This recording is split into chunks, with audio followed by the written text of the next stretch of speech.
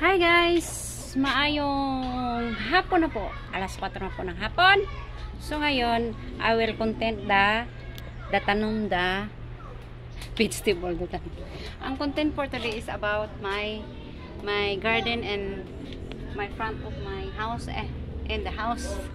Hindi sa in my house. In the house. So yeah. Doon sa harap, nagtatanim po ako. Tapos ngayon, may itatanim naman ako na andawal at saka alugbati. Anong English alugbati? Basta yun na. Tapos, itatanim ko doon kasi tapos na po akong magdilig.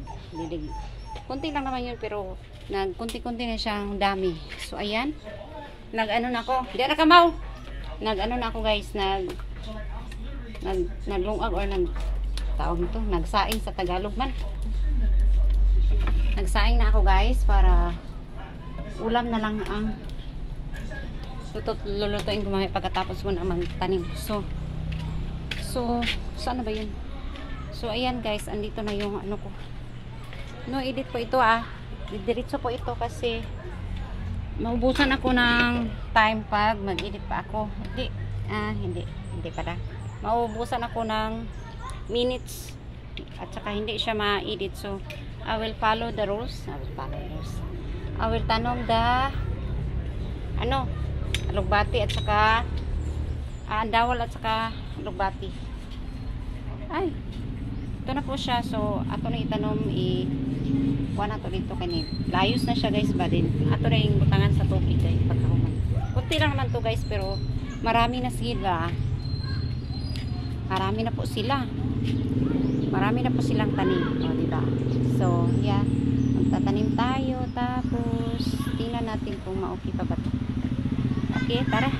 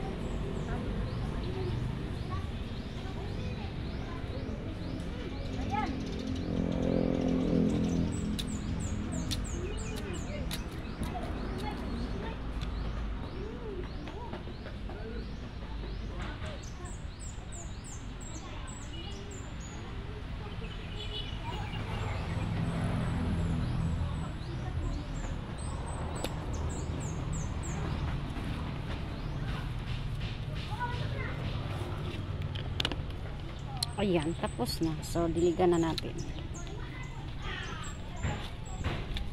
Diligan na natin ang ating ginagawang pagtatanim kasi kung hindi mo siya Kung hindi mo siya didiligan, mamamatay siya. So, diligan natin.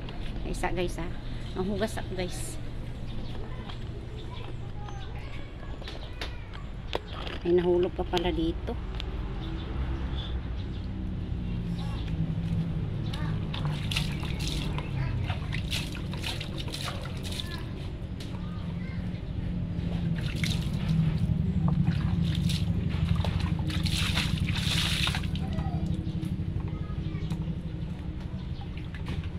Bilihan natin para ano siya matubo ba. Tapos na ako magdilig kanina. Ito lang tinanayin ko ito.